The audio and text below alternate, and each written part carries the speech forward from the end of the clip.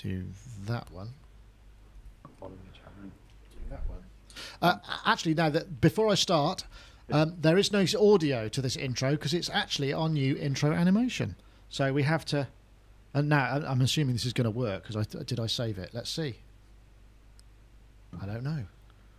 Mystery. The window. Do we hum? Yeah, just hum something. So I'm just waiting for it to play. Not playing at the moment. There we go. SonicState.com. SonicState.com. Sonic State. Right, this is obviously not. So. Ta-da!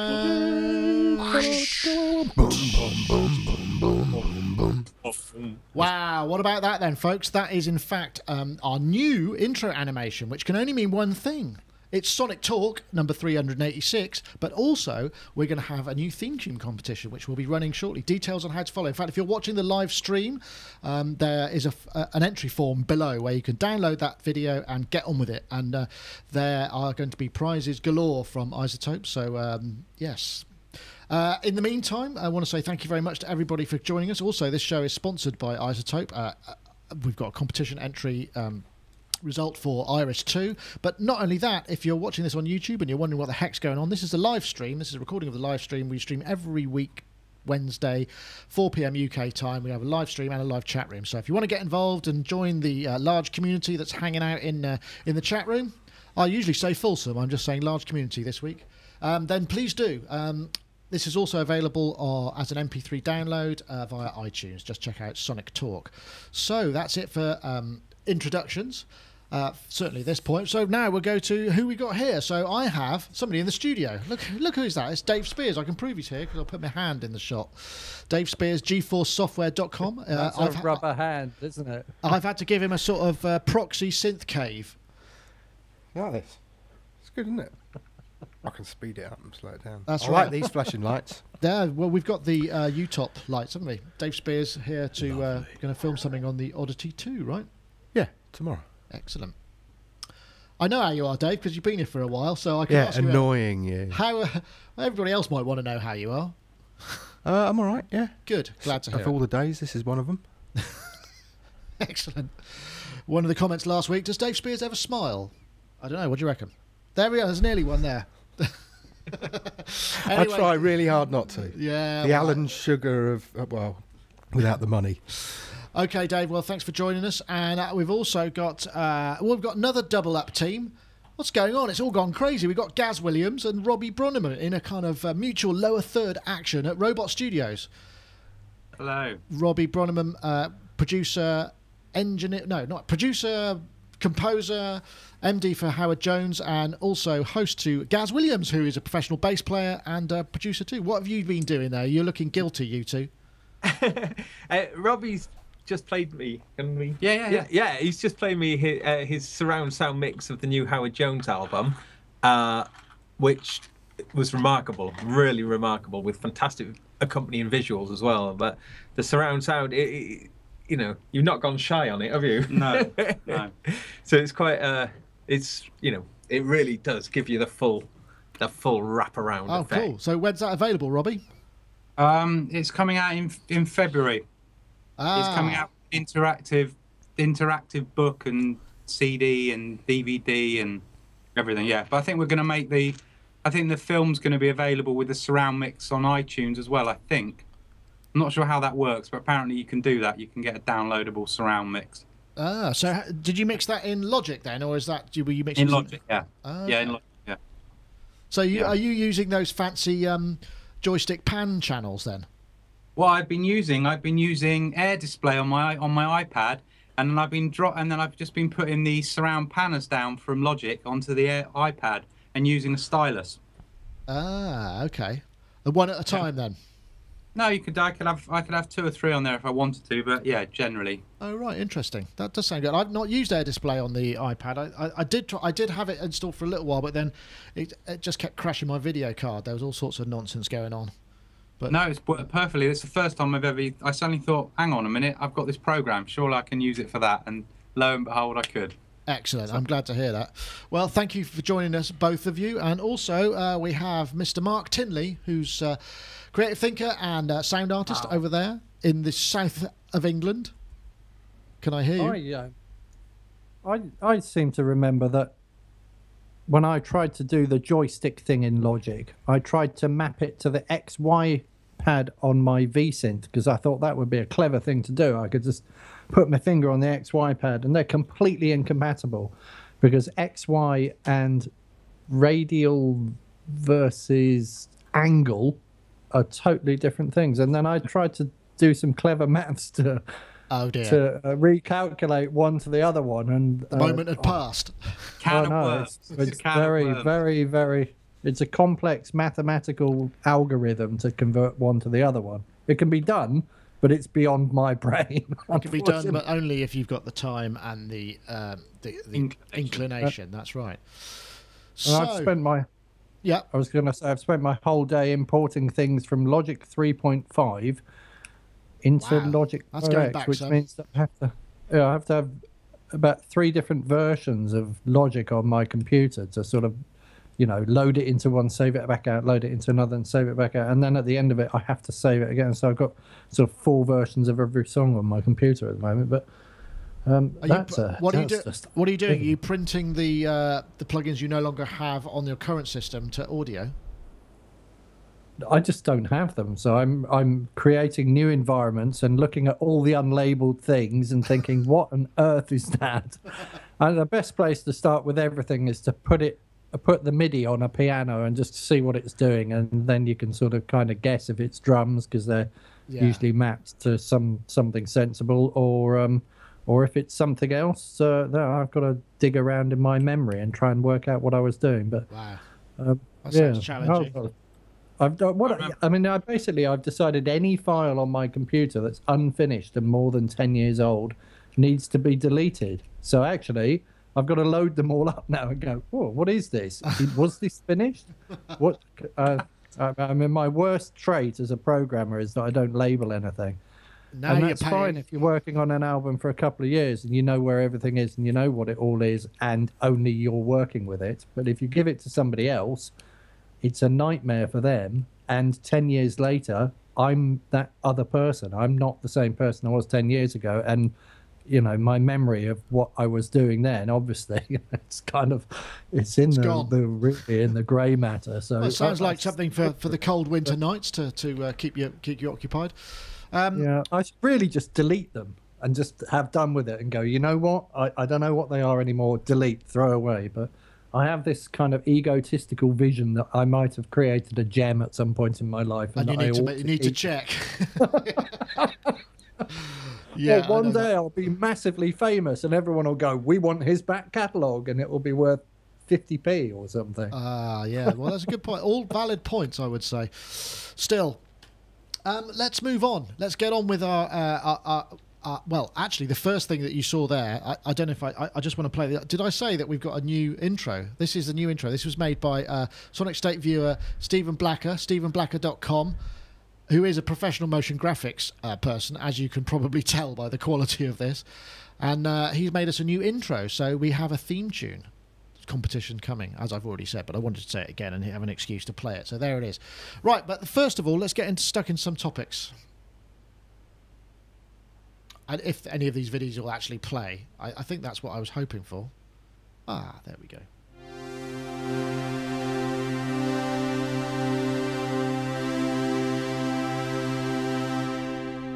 That is 4 micro brutes linked together. I won't play it all, but via the Expert Sleepers ES4 or one of the Expert Sleepers Silent Way interfaces, but also hooked up using the ESX8MD, which is a MIDI output for the Silent Way. So it's a really cool way. In fact, if you've seen, I did a review of Silent Way some time back where you can create polyphonic synthesizers from lots of disparate monosynths, and I just thought, wow, it wasn't the most amazing sounding thing, but it's quite interesting that he's basically made himself a polysynth out of 4 200-quid synths. But the whole notion of polyphonic synthesizers being how they've become so easy to use, and you have to sort of put the functionality of randomness back into them to make them sound more analog. Whereas before, I know Dave, you probably know this because you've got an 8-voice Oberheim 8-voice, and you have to actually tinker each voice and get them kind of sounding roughly the same. It's an interesting idea. Do you think we're going to see an affordable analog polysynth along these lines at some point? I don't know. It'd be interesting. This just reminded me of. It's kind of weird. It was like a sort of time warp thing for me because back in about 1978, I remember getting several Wasps and hooking them up with a 5-pin DIN and being able to play them polyphonically. I think it was a Caterpillar keyboard. And this is how. What are we? 40 odd years later. Wow. We're still doing the same stuff, but in a different way. It's kind of weird. No, but it'll, it will be nice to see something like that. Because I love the fact that each of the SEMs on the 8 voices, obviously, you can't set them up identically. I mean, well, you could, but it would. Life's too short, you know. The fun thing is setting them up all kind of separately and with slight variations and stuff like that. And then playing it back. I mean, I love playing it back from using the unison mode so that each one triggers from a single note. I love that. But, interesting. I think there could be mileage in that. I mean, Robbie, you've got a lot of modular kits there. Do you ever set them up polyphonically and think, right, I'm going to create, or do you not bother? I mean, it's the sort of thing that will create a very unique sound, but is it along the same lines as taking a week to make a hi-hat sound, really? No, I must admit, it made me think about doing that because I've got 5 oscillators, all randomly different, and totally like wavetable ones and true analog ones and West Coast and all that business, all the different ones.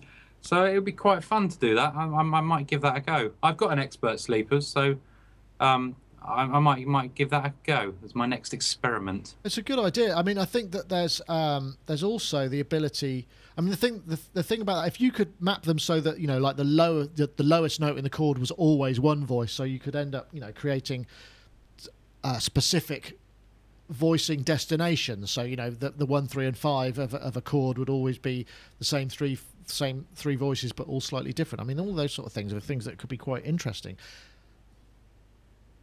Mm-hmm. Yes. Well, I could tell this has got legs. This topic. Yeah, I sort of live in that world anyway with the 8 voice because. But only you've got one. Through. Only you've got one. Yeah, well, that's a good thing. Yeah, well, I suppose. I reckon Gaz is about to say the whole thing with chords, though. Sorry, the whole thing with chords, I think, is quite interesting. As we mentioned over the past few weeks, with the Machine 2.2 having like chord mode, Cubase 8 has got this new chord. Has got some new chord facilities. In fact, the new Cubase 8 chords. Now, this is going to tie into the polyphonic analog thing now. Is very, very interesting. It's much more interesting than I initially thought because of the adaptive voicing.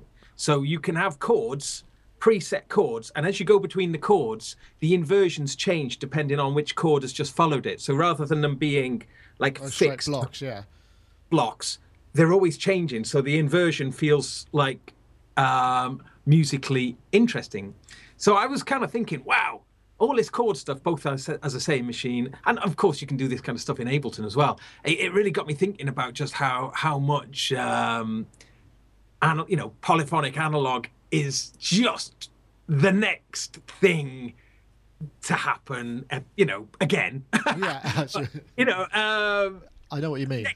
Next year is going to be polyphonic bonkers, I reckon. That's your NAMM prediction. I know, Mark. I mean, the whole notion of being able to maybe take a MIDI track and route individual voices to instances of the same synth that are ever so slightly different. There's got to be a kind of there must be a viable software way of doing this. I mean, maybe Dave can chip in a bit as well.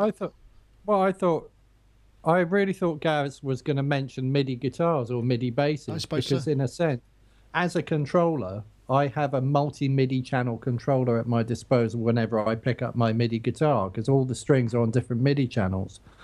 So if I had 6 of those synths, I wouldn't have to do all that complex routing stuff. I could plug my guitar straight into those 6 synths with each of them on a different MIDI channel and tell it, choose the same preset for each synth and then play it from the guitar. And I would have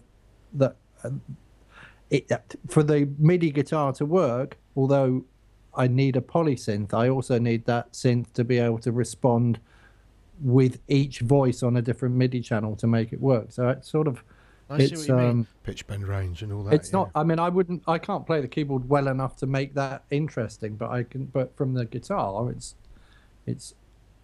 Yeah, I see what you're saying. I think what's a slight misunderstanding. I mean, obviously we have had reasonably affordable analog polys, but I'm thinking of taking the approach of the analog poly as multiple Modular. separate voices. So so effectively, I mean, you could create. Say for instance, maybe there was a firmware update that would happen, say with a Prophet 08 or whatever, that you could basically just go copy this to 4 voices and then make each of those voices very slightly different, so that when I play a chord, there is a lot more movement that's happening that I don't program in just via LFO. There's an element of randomness that comes into it. The Arturia sound has got that function, hasn't it? Though I don't know, has it? Yeah. You can send sysex from one machine to another machine, couldn't you? I suppose. Yeah. So you could make one machine the master and have the sysex feed out to all the other machines. I suppose that's true. If they support it, I think yes, but it's entirely possible. Most of them are controller driven now, aren't they, rather than sysex? Am I right, Dave? I think most software synthesizers, most synth, they don't have the same system exclusive kind of dumps. It's all done by sort of snapshots of controllers. In fact, wasn't there since recently that you hit go and it just squirts out all of the controllers as a patch memory? What was it? Something I reviewed, which I can't remember now. We had that on the Fat Boy a million years ago. It's like, right, there's your snapshot button. Right. Wasn't it the slim fat, the sub fatty? It might have been. I can't remember. It might have been one of those. An interesting idea, but I mean, in software, Dave. I mean, there must be a. I mean, because effectively you're creating micro instances of voices within the same instrument. Would that be the challenge? Yeah. I mean, it's funny actually. Was Mark saying about the MIDI guitar thing on the not in Posca 2, but on Imposca we had a MIDI guitar mode. So it was 6 separates. So you'd set the pitch bend range to +12, and then you could get those kind of slides and trills and stuff like that. And I think in the entire time that was out, we probably had feedback from maybe 3 people who used that. So when it came to like Imp 2, it was like, you know what? Because I mean, it was a hell of a schlep to make it happen. So yeah, I'm not quite sure. I think I've specialised.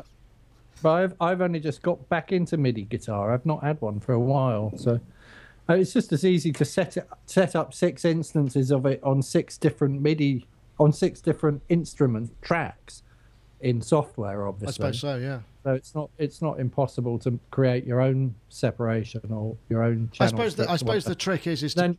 Sorry, go. What gets interesting is to put different instruments on different strings, and then you've got your pad on the deepest string, which you're always going to play, and then different melody instruments. And I mean, my favorite thing on guitars is to turn all my octaves upside down. So on the line 6 Variax guitar, you can transpose individual strings. So I alternately transpose them an octave up or an octave down. Then when you play lead guitar solos, the lead really guitar acrobatic, kind of jumps up and down octaves, and you're just going like, whoa, what's this? And then you play a chord and it just sounds like a normal guitar chord, and then it's kind of interesting. Fun. It's really good fun. I think there's probably still quite a lot of things that can be done with just clever manipulation of MIDI data and the way that it's then processed and sent on. I mean, it's amazing that this ancient technology is still so flexible. But if you want to check out Expert Sleeper's stuff, I think we've got the web page up here. Their interfaces. Did you say, Robbie, you use the Expert Sleeper stuff to? Well, I say I got an ES4, which you drive from an SPDIF output on your interface, but I just changed my whole studio over to the UAD Apollo stuff, and I just realised yesterday, much to my great disappointment, is I had the Apogee Symphony in here before, and it had a proper true matrix routing system. Anything could be routed to anywhere else, but unfortunately the UAD Apollo doesn't, and the console software is hardwired to the main stereo out or the SPDIF if you mirror it. Right. So I'm having to use an SPDIF to AES converter to go to my Air stereo speakers, and therefore my SPDIF has now been used up. Can't you aggregate another interface in there possibly, and just with an SPDIF? Probably could, or I might just get another interface, and that'd be easier. Yeah. Fair enough. Yeah. Still, interesting times. Next one, we got another. What time is it? I suppose we could. We'll do another topic before we go anywhere else. I'm pressing play on this video. My system's very sluggish today. I'm not quite sure that. It's probably because Dave's here. There we are. This is we've done this before. This is the puck, which is the wireless MIDI. Looks like a puck basically, and it connects ad hoc Wi-Fi to your iPad or other device and creates a MIDI output. But it also now has an input, I believe, or maybe it was the other way around. I can't remember now. But they've added a new functionality to it. It's about $127. And it's not so much the news that the puck, because we have covered it before, but it was just the sort of whole notion of wireless studio. It seems to be so far away still, but surely, I mean, Robbie, I know you like things neat and tidy. Surely this must be something that you dream about, is it not? Wireless studio? Well, we use this thing by a company called Panda Audio, and it's called the MIDI Beam. It's a little box about the size of a matchbox with a USB connection, and it does wireless MIDI, and we use it with Howard's KX5s. And the company claimed to us that you can run over 200 of these devices in close proximity, and they all find their own channel. But I don't think anyone's got 200 of them to try for a start. But I mean, I don't know. It just seems scary because sometimes even those things are prone, particularly, certainly in gigs, sometimes things freak them out. So that the idea of dedicating something like that to every single instrument just seems, like you say, a long way away from being practical. Yeah, I suppose. What's those, like the puck, there's another Bluetooth MIDI thing where they look like they're the MIDI ports, and then there's a little wire between the two, and you just literally plug it in the back of your MIDI in and out. Oh, I don't know. And it looks really neat. Similar kind of thing. Gosh, sorry, I should have been prepared. Yeah, now you've undone MIDI Jet Pro. No, and they take the power from MIDI. So I guess I know some MIDI devices don't output power. No, it's not Kenton. That was a bit more pro, wasn't it? Yeah, I'll try and think what it is. But of course, iOS 8, if you're on those devices and is it WIDI by any chance? Could be. Let me see. I've got one here. WIDI. I'm trying to get it into my. There we go. What about that? Is that it? Nope. No. Okay. Nope. I'll have a look for it. I'll try and find out what it is. But Yosemite, the new OS X platform, has Bluetooth MIDI sort of built in at operating level, doesn't it? I think, or I'm not entirely sure how it's implemented. But an iOS 8, in fact, Korg's module on the iPad, when you go into the settings, the first switch that you've got is Bluetooth MIDI. So that's the first product that I've seen, which is because that's an iOS 8 only app. I just don't trust you Bluetooth for anything, though. My mouse doesn't even work with that most of the time. Yeah. In fact, all my Bluetooth devices have broken here. I've now got a mouse attached to my computer because the Magic Trackpad doesn't work. Yeah, because the Magic Trackpad just stopped working, wouldn't connect anymore, and screwed everything up. So I don't know. So wait, I mean, but the Bluetooth 4 LE or something, is that because that's a more recent iteration of Bluetooth? Is that going to be a bit more robust, do you think, than perhaps older devices? So they tell us. Yeah, but I don't know whether that's the case or not. I know. Dave, you fancy a wireless studio? Yeah, wireless modular patch cables I fancy. Yeah. Wow. Hundreds of them. Yeah. That'll be awesome. I wonder invisible wireless. Thought controlled. So you could just kind of go and make a kind of massive patch. You're talking Minority Report. It's like Emperor's New Clothes, isn't it? Yeah, I suppose it is a little bit. I've got my new wireless MIDI modular patch cables. Yeah. Does everything. And stereo. Excellent. Why not? Anyway, you can check Puck. It's called mypuck.com. MIPUC, MIPUC.com. Check it out. $129 each, which Nick, nice if they repair. MI.1. I don't think you'll be able to see that. Yeah, just about saw it then. MI.1. And you can see they're like MIDI. They just go directly into the MIDI in and out, and they've got the antenna that links them together. MI.1. Let's see if I can find a. Yeah, MI.1 wireless MIDI. Is that an Indiegogo? Looks It like may have been. they It just raised $35,000. Yeah, it looks so neat. It looks neater than the puck because it just sticks straight into your keyboard, and it takes its power from the MIDI. So once it's there, it's almost like you just... $35. What if you've only got MIDI out?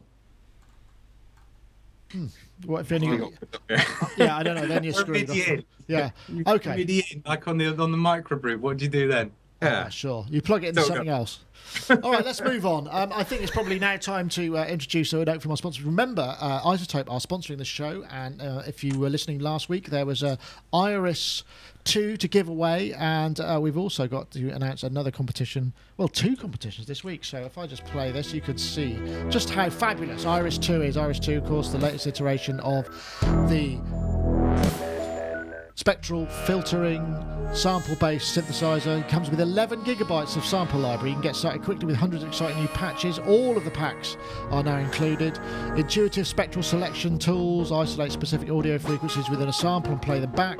They've got multi-mode master filter, a flexible new modulation system. This is really cool. With over 100 modulatable parameters, you can do one to many, many to one, all sorts of ways of routing up. It really does increase the synthesis capabilities.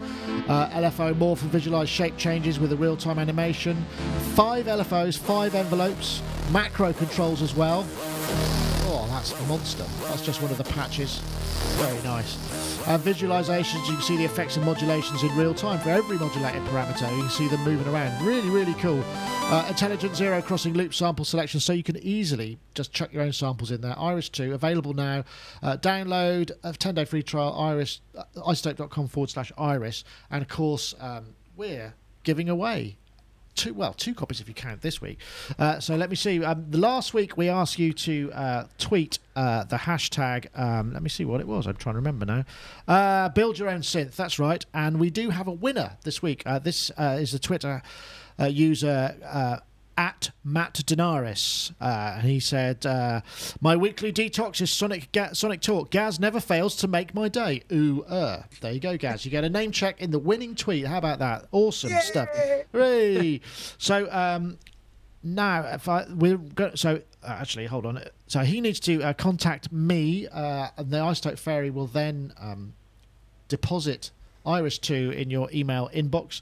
So that's winner den.iris at Matt Denaris is the Twitter handle. And if you want to enter this week, so that's last week's competition, this week's competition, giving away another copy of Iris 2, and to win that you need to be on Twitter, as I've said before. Basically, if you tweet this, you're entered in the competition. But do please add an additional comment.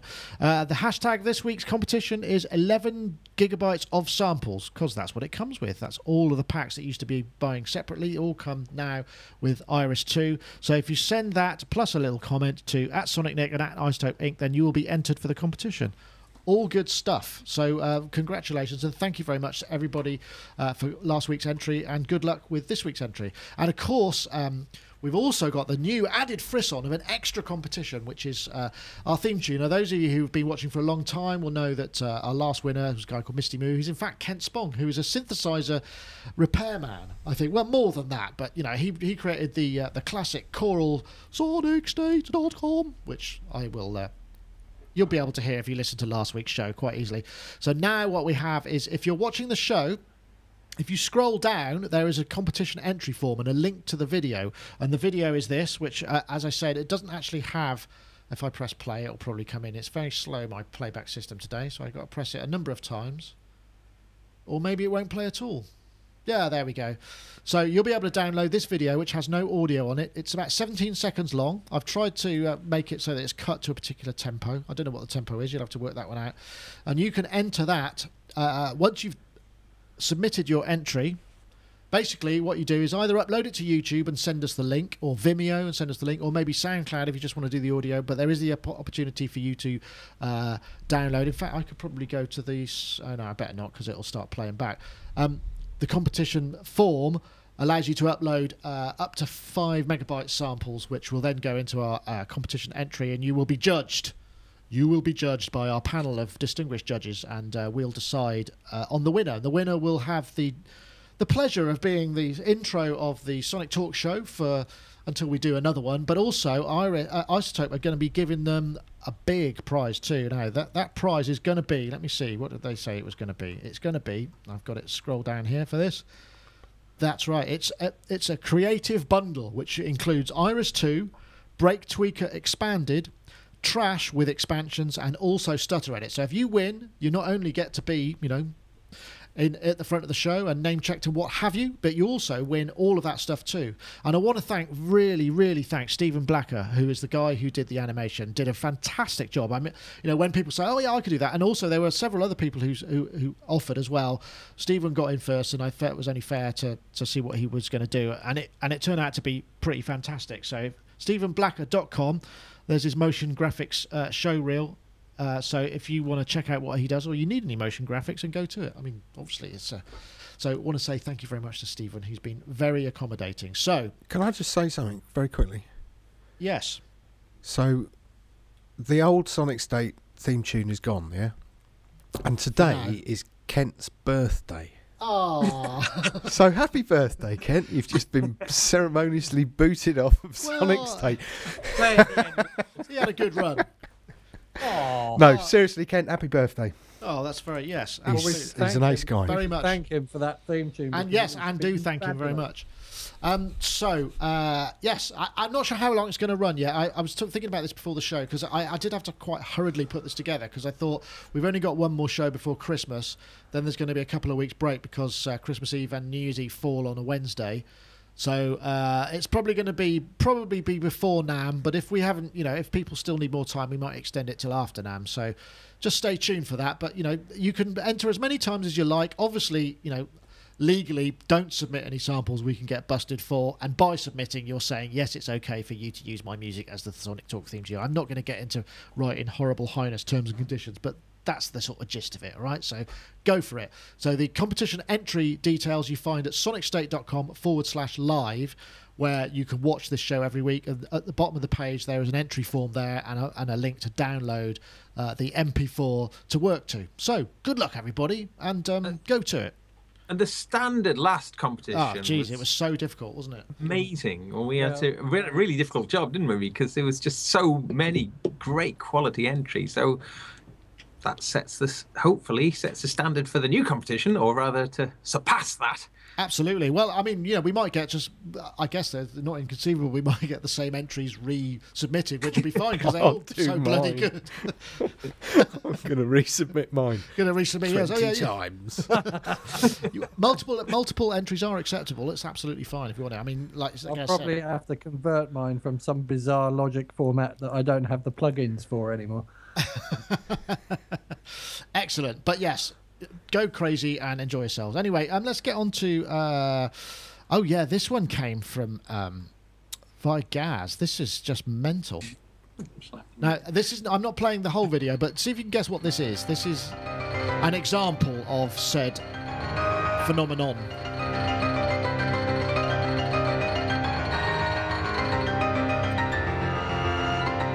Yep, okay, you might think that's pretty dense, but wait. Just hang on there a minute. Here it comes. There's just more and more. I think there's a section a couple of minutes on. This is apparently a sort of adaptation of the theme from Super Mario Brothers 2. There it goes. Yeah! Wow. This is what's known as Black MIDI.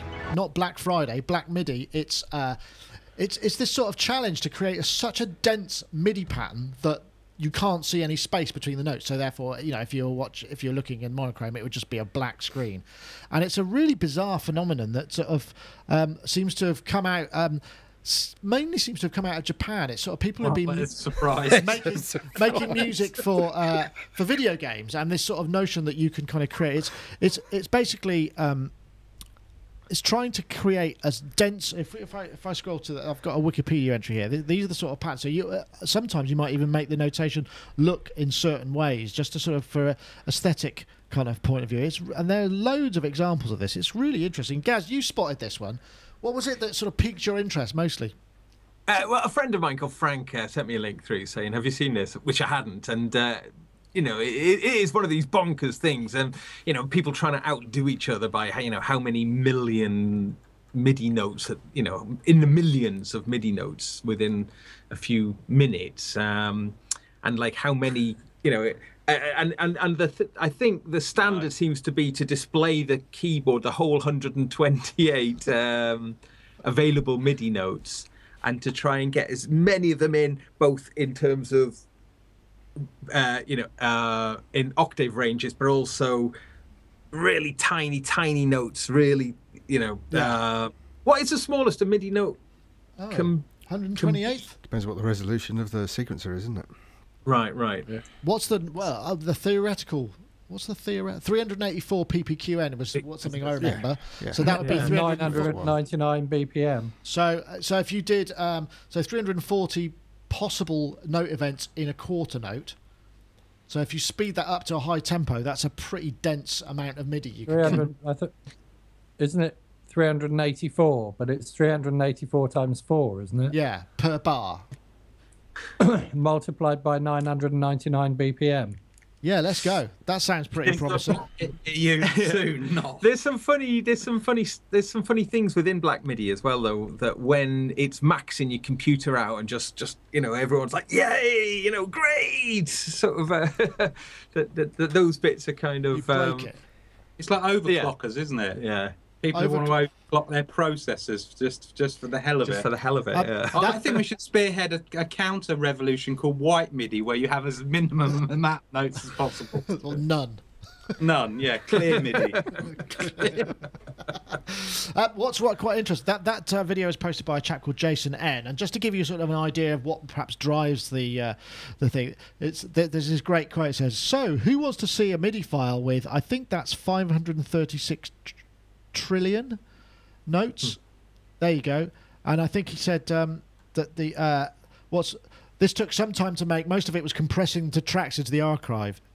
So it's just a single note overlapped a bunch of times. Oh, that seems to be 536 trillion 870 billion 907 million 4,000. Yeah. Yeah, there we go.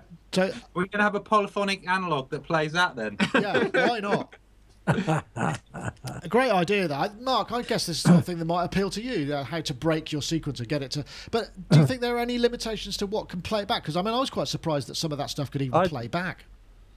Oh, if you think about like old analog synths, I don't think that it would play, because I seem to remember I had a Fender Chroma Polaris, which was a lovely old beast, but it was so slow to respond to MIDI that if you sent it too short a note, it just didn't play anything.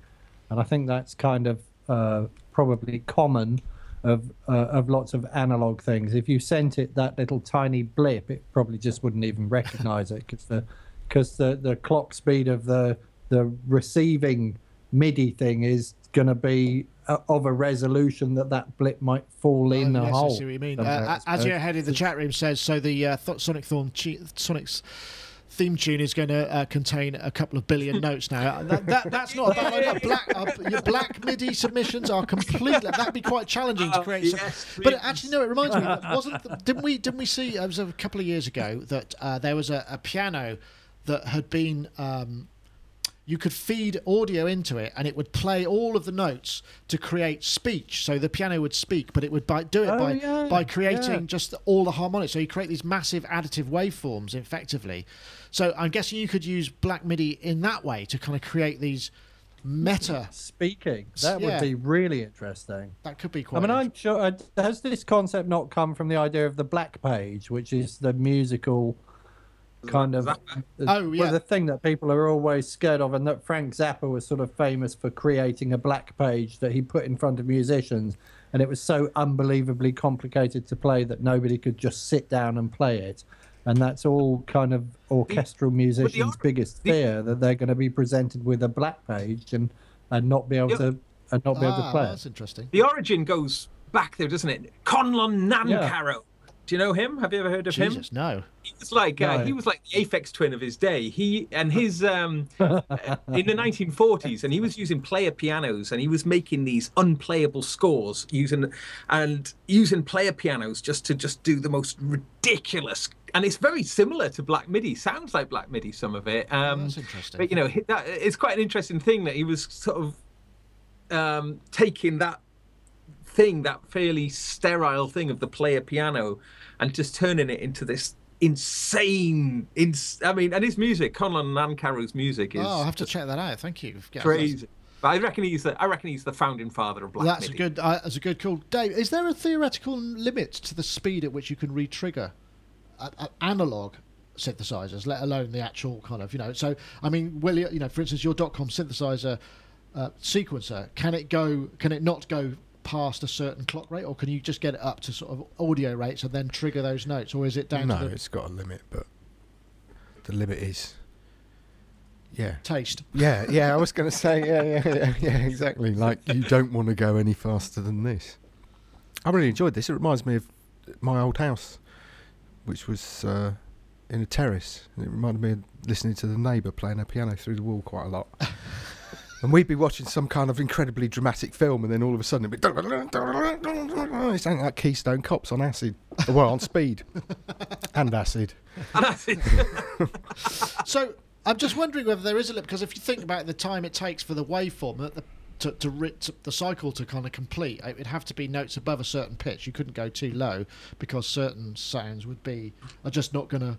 Yeah, I did do some of this with drum programming and MIDI stuff, particularly when using kind of GM modules and stuff. But because you could set the note allocation, so like eight voices or 8 parts or 8 notes.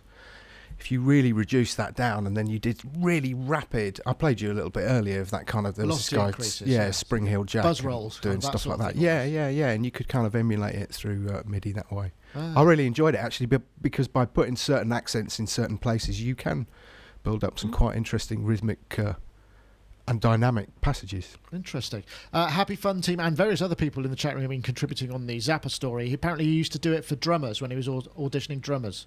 So that would be the challenge. It was known as fly shite, wasn't it? Fly shite. That sounds like a perfect description. Black MIDI or fly shite. Yeah, excellent. Speaking of playing pianos, I was banned from... My uncle had one, and I used to love playing it, and I ripped his beloved William Tell overture piano music by pedaling too fast, and I was banned for life from ever using it again. Oh, what? He had a player piano? Yeah, nicely. I tried as fast as I could. I basically totally ripped the roll in half. So that was it. I was never allowed to play it again. My God, that's it. So what you need to get is somebody like some Miguel Engeran or somebody like that working on a player piano, sort of really high performance Tour de France cyclist to kind of get the player piano going. I suppose Pistorius is looking for a new job. That's given me an idea, though, that these modules, all these like 90s romplers that everyone hates, just that it sort of kind of gives you a new lease, give them a new lease of life, really. Just making them pound the crap out of them till they pound break. the crap out of them. Yeah, just make them by putting so much stuff into them. What I really liked about this, actually, where was the video?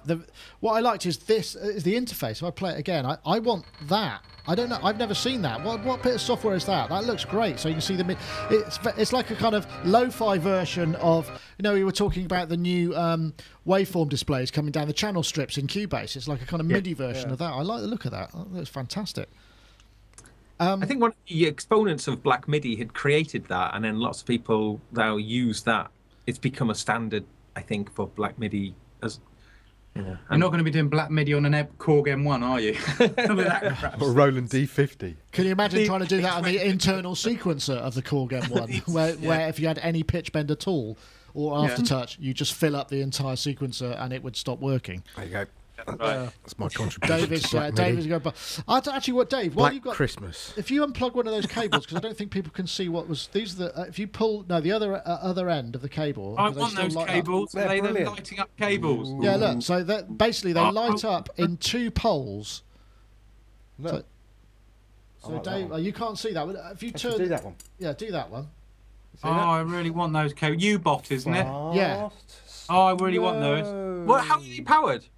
I have no idea. Wireless. I think they're powered via the CV that's going through the. You have to have buffered, don't you? You have to use buffered. I don't know. I hadn't got that far. I just plugged it in. If the stuff's not buffered, it doesn't carry enough. I've ruined this patch now. Oh, Dave, we're going to play out with that as well. Here we go. I'll just bring this in. Sorry, this is getting a bit freeform, but U-Top B. These are the LED patch cables here. And he was listening a few weeks ago, and we were talking about them, and he said, "Oh, that's me. I'll send you a few." So me and Dave have got 2 each. Send me a few, please. I'd like a few. Well, you'll have to fight over it. Maybe we can have 1 each with knives. We'll have to have a Black MIDI related competition to see who could do it. I'm pretty sure with your track record, Robbie, and the player piano, you'll win. Given, banned for life. When I was doing sort of endorsement, I suppose I was an endorsee for Ensoniq. They gave me a MIDI spider, this black spider that you plugged into MIDI, and it had red LED lights that lit up. So if you plug, I don't know. I've gone off on a tangent, but I'm just visualizing this spider with black MIDI feeding into it, and its little eyes twinkling. Sounds like some kind of horror film right there. Wes Craven. It sounds like a Wes Craven vision. They told you it was that, but it wasn't really. It wasn't. It was something else. We had a lad who worked for us, and he had like one of those. He was into feng shui or whatever it is, and he had it was a wall wart power supply, and it did nothing. It just had a LED light in it, and you were supposed to take all of your electronic devices and kind of waft it past, and it turned negative energy into positive energy. You can imagine how well that went down with us. Well, that's that. I mean, so what would it do? That so negative. So it would actually reverse the polarity of your electrical signal. It must have been a deionizer. It was brilliant. Was it a deionizer? Could have been.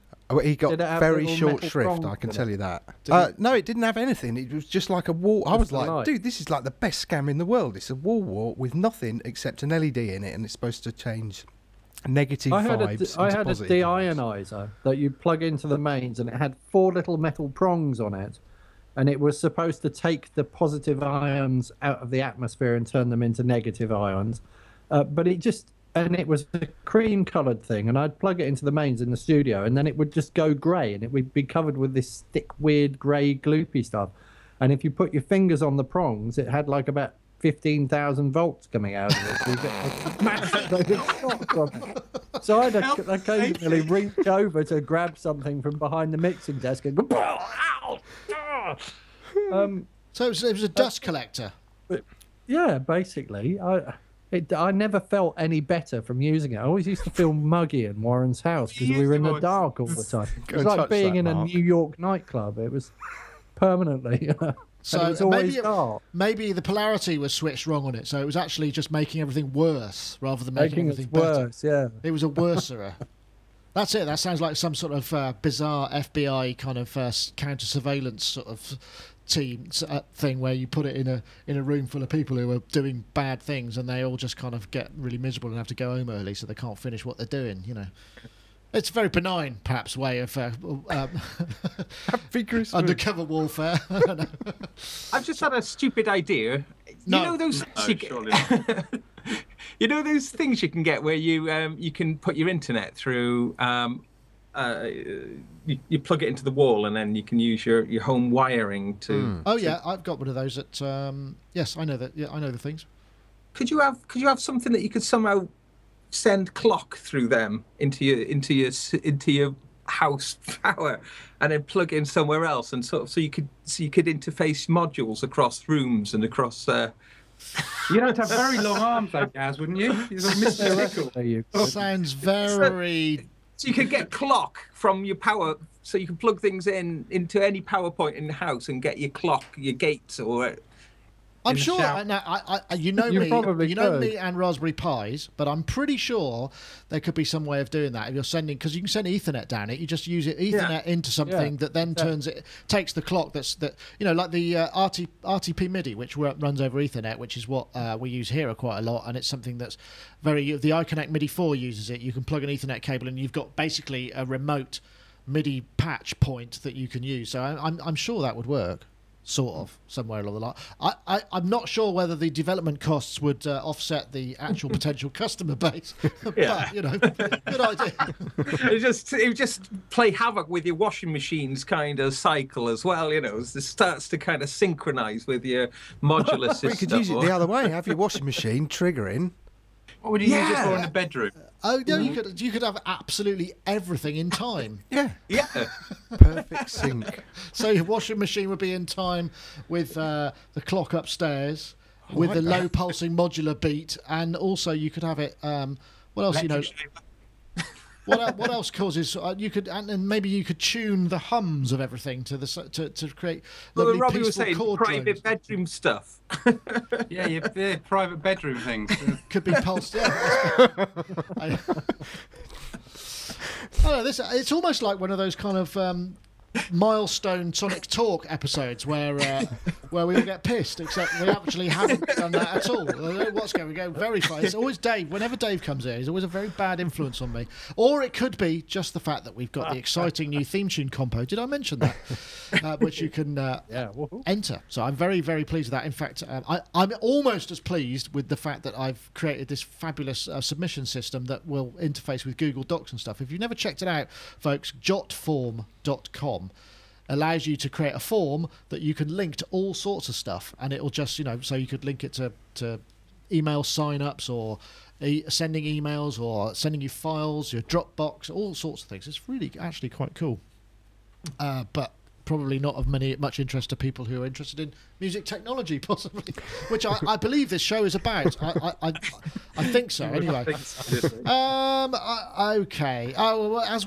This was a good one. This was let's see if I can find it now. Here we go. This was another great post on Synthtopia, who are always posting some interesting stuff. This is a tip. This is basically a guest post by Doug Beanie, I think that's how you pronounce it. 10 ways to improve your performance of Ableton Live, and lots of interesting tips of loading clips into RAM. And it's just an interesting. I thought, yes, this is actually really useful. But B, I sort of also thought, the notion of actually optimizing your computer to perform better seems kind of almost largely redundant now that we've got these kind of ridiculously powerful machines. I mean, and it seems like almost it's kind of that sort of thing is. We're almost sort of really quite wasteful of those kind of computer resources, because it's just like, oh, it's fine, it's got enough RAM, it's got all of these things. We don't actually need to optimize.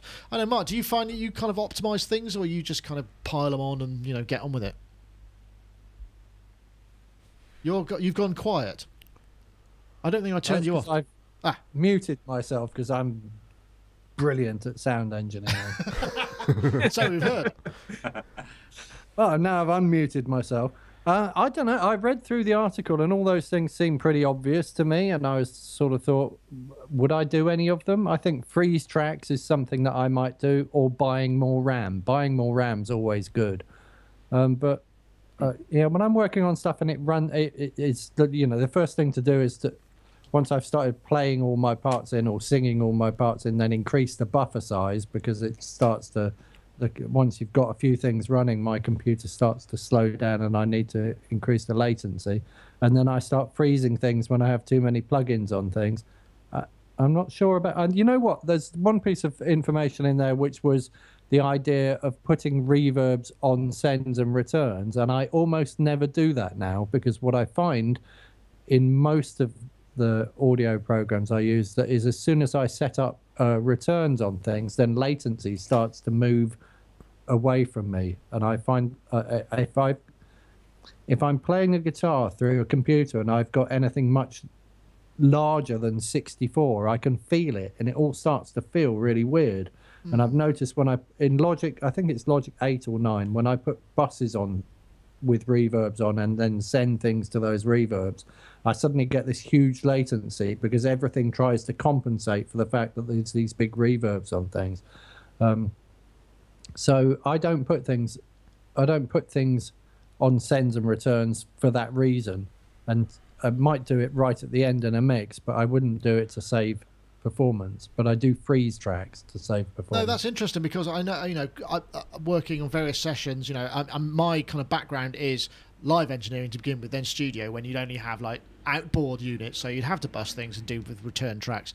And the notion of what people tend to do is just chuck everything on the single track. So you got the same reverb on a bunch of drums. They'll, rather than set that all up, they'll just chuck the same reverb on all of the tracks and do it that way, which is it's counterintuitive to me, but actually that's what people, that's what I don't. It's what you do in a recording studio, but I'm not in a recording studio. I'm using a computer, so I want a different.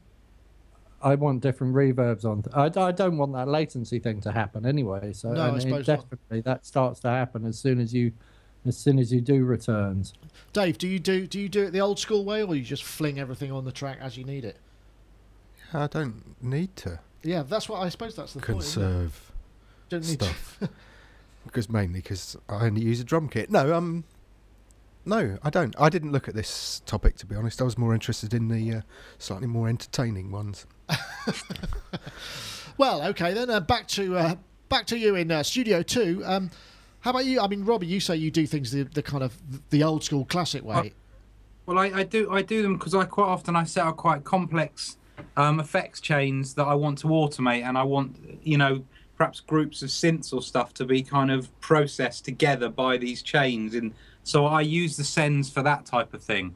But I don't, like you're saying, there's very little point in conserving energy. If you're going to open one EMT plate, you might as well open 5 or 6 on individual things. The problem with doing lots of stuff to the buses, if you want to render your session out as audio files after the event. Yeah. Yes. Particularly with Logic and stuff, you become totally unstuck because it'll only render out directly from the channel, and it totally bypasses the whole busing system. That's so you true. then have to do these real-time renders of just the soloing out the returns. That's a and very putting good them point. back into channels, and that's a pain in the arse. Yes, I've done quite a lot of that. I remember having to do that particularly when you're sending mixes for stems or for live work. You don't want the reverb from that you've sent to something else. Yeah. I don't know why these things like Logic don't get that sorted out. I mean, there should be just literally a Cubase 8. All right, Cubase 8 does. Everyone else have do that it. quite well sorted. Render everything out. Audio channels, virtual instruments, returns, everything as a whole session, and then for it to load up as just audio. Sorry, Mark, what were you saying? I was just saying in Ableton, if you render stuff, because I work on the PC laptop using Ableton first, then I bounce everything out and stick it in Logic and play around with it in there. And when I say I want to create a master of this session, a multi-track master, all of the things that I do have on returns, see, I said I didn't use them, but I must do. Because I end up with a stereo audio file for every single thing that is a return, which is another reason not to use them, I guess, because otherwise you end up with loads of stereo audio files of returns that need to run somewhere, I suppose. But at least it renders it out. So if I've used a generic reverb across lots of tracks, it will give me a stereo pair of that reverb doing the thing that it was doing in the track. Yeah. Well, I suppose actually thinking about it, Robbie, if you do that, say for instance you've got 20 tracks all going to varying degrees going to the same reverb, and you have to solo it out. Surely what you're actually going to end up with is a massively high track count that's kind of much higher than were you just to bounce the stems in the first place, I suppose. Yeah, but then of course the added advantage is that you still have the things dry within the stem session. There's nothing worse than coming back to a session with all reverbs printed on that you can't get off. Yeah, that's so true. It's pros and cons, but there should be better ways of doing automatic outputting of that stuff.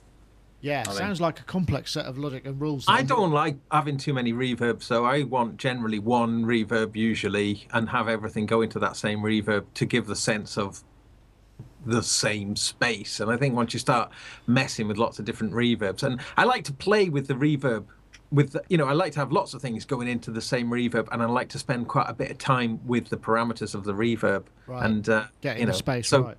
Yeah, so therefore, sends are an extremely important part of my workflow, and I love to process the after the reverb as well, with EQ filters or whatever. It's very much a kind of live way of doing things. I mean, I don't know what happens in terms of live mixing now, but it always used to be whenever because I used to work in a nightclub where we had basically 2 reverbs. You had your the short one for the drums and the long one for the vocals, and then you'd send them all exactly. and then if there was a ballad you'd be cheeky and you send the snare to the vocal reverb as well.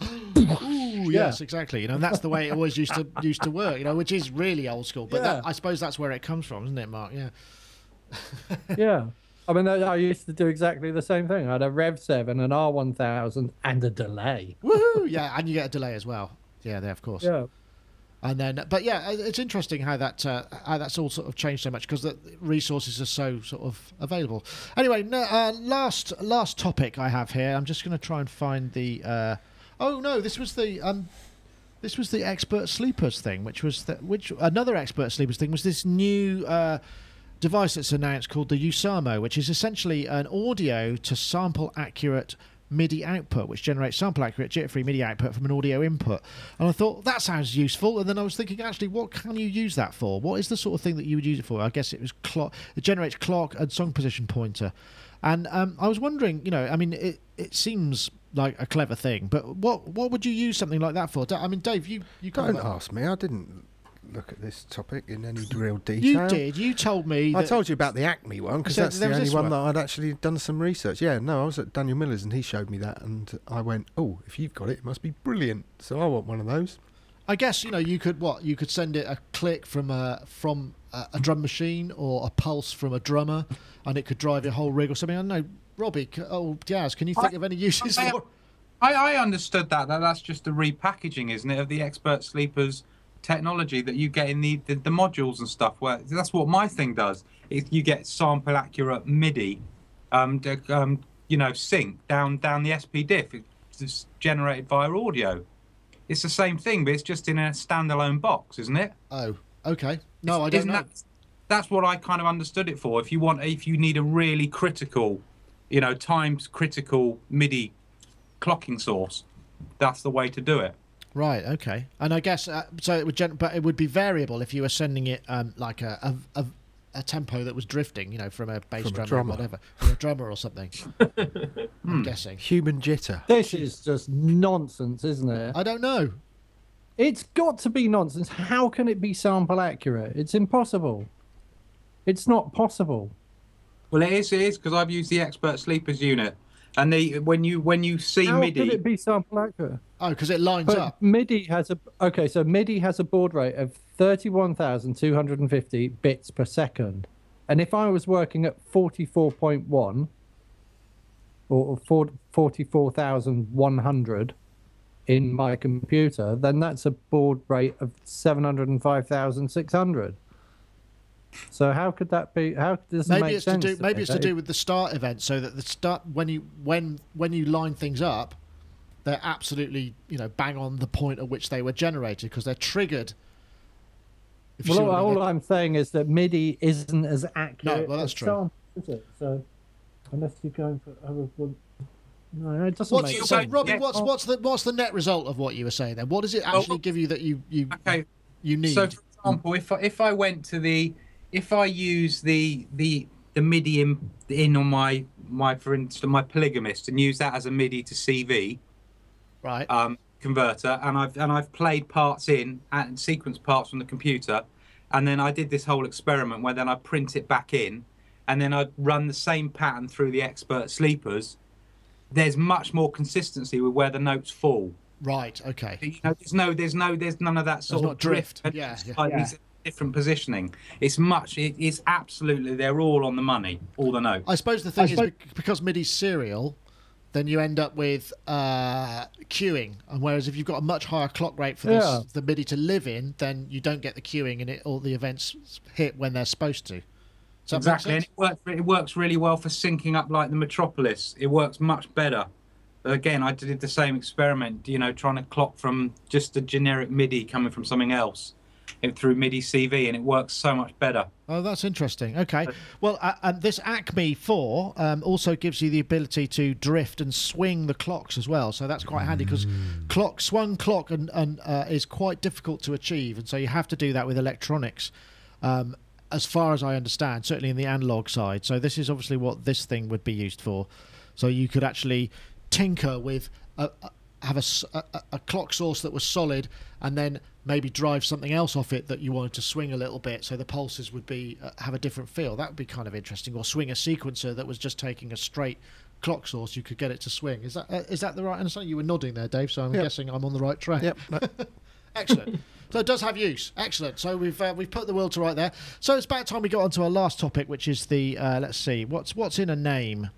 And this is, I found this on idmforums.com, which is, I guess, I don't know what's IDM, dance music, something independent, intelligent dance music. That's right. That's the sort of stuff you make, isn't it, Robbie? That's well, I was interested by that link because the very band that they name check as the example, Seven Lions, I co-wrote and did some production on the first big single, and my partner sang on it. So excellent. I felt an affinity to the topic already. Oh, well, that's good. But I mean, it got me thinking about, names for not just bands, but products. Obviously, I mean, to what degree is the name defined by what comes after you've named it, and then it becomes, the name then owns the style? Or to what degree does the name influence the perception of it? So, for instance, a DX7 or a SH101 or a Mini Moog. Do you see what I mean? The names have a certain resonance. I mean, do you think there's anything in it, or is it just that they have a life of their own? I think it's just a challenge finding a name that nobody's used these days, isn't it? That in itself is like one that you can't be sued for. Yeah. So you just think of the most random collection of things you can put together. Like Rhythm Wolf, as Fishdog says in the chat room. Yes, that's a good point. The Akai Rhythm Wolf, the one that so far, I don't know if anyone saw the Akai Rhythm Wolf review on Create Digital Music, where Peter Kern, bless him, is a very diplomatic fellow, but he had to say it was really shit, and he couldn't get on with it at all. He just said it sounded like pants. But anyway, so all right then, Dave, best and worst synth names. Oh God, Fismo's got to be the worst. Oh, I hated you that. swine! That was mine. Oh, sorry, because we talked about that before. Yeah. Wasn't that a good synth though? Wasn't it quite a good synth? Some people like them. I want to try one. There's something, but the Fismo, it doesn't say very much synthesizer. But the other thing that's interesting is, like we were talking also. I mean, the American market generally prefers a descriptive name, whereas the Japanese market prefers numbers. So there's this sort of balance. Do you have different names for different things in different places, or do you have to kind of come up with something that will keep everybody happy? It sounds like a focus group nightmare. I think I might have bigger issues with the font they use to write the name more than the name itself. I can't bear horrible fonts. I don't know. I should introduce you. I don't know. I don't think the YouTube police is in the chat room today, but you should become the font police, Robbie. Sledge. Maybe you and the Sledge. I just saw that crop up on the chat. Yeah, Sledge. That's an interesting idea. That's got to be like one of the worst names for a synthesizer, especially as it was orange and it looked like didn't look like a sledge. Well, a school bus. It was. Yeah, I felt it was probably wasn't more it suitable to be sledging in than playing. You like that synth, didn't you, Nick? I liked it. I really liked the physical attributes of it. I liked the size and the panel and the spacing. It's just it wasn't the actual sound engine didn't really live up to the promise of the interface of what you had in front of you, and it was if I remember it was quite cheaply made. Which was disappointing because it wasn't that cheap to buy, but it was so nearly brilliant, but just not quite. Because I remember, I brought you came down last time. You came down, you tried it, and it's really compelling interface. It's just not quite so compelling a sound. I just didn't do it. Okay. Well, I saw another one in the chat room there. I thought it was quite good. Oh, has it gone past? Beat Thang. What was Mofo? No! Well, it was Little Fatty, wasn't it? Little Fatty. Yeah. I remember when that happened. Loads of Americans were really moaning about that. They didn't really like that, did they? No, they didn't like of its that. connotations with drug taking. That's true. Mark, got any favourites, or perhaps a synth that should be named something?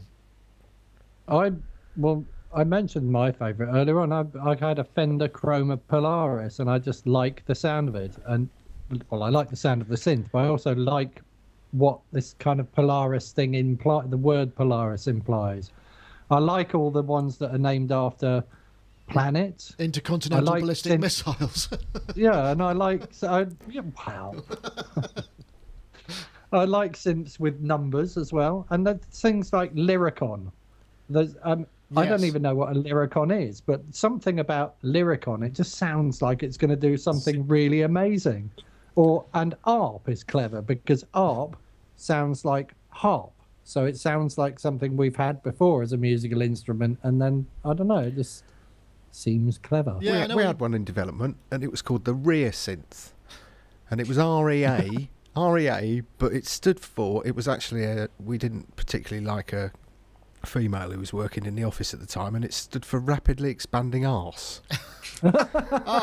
And we were actually going to release that at one point. In fact, no, what was it? CPT was debited, yeah, because all the Mtron files are CPT files, and that was dedicated to the same girl who we decreed was a corporate professional trollop. Oh, I say. That's where that comes from. What was the other thing though? The analog was something strict. What was the ask? Yeah, we did. That was really funny. We got kind of told off. Yeah, we did. We had the analog replica string ensemble, and Avid were distributing it at the time, and there was all sorts of discussion about how their share price would plummet if they released anything under that name. With the ARS acronym, and then, but that's right, because you were going to have they went through Patchbank's extension was going to be ARS SE, wasn't it? Well, I think it might still be, but we might have snuck that one through. But we had to put patches past a committee, so Bojob didn't get through and things like that.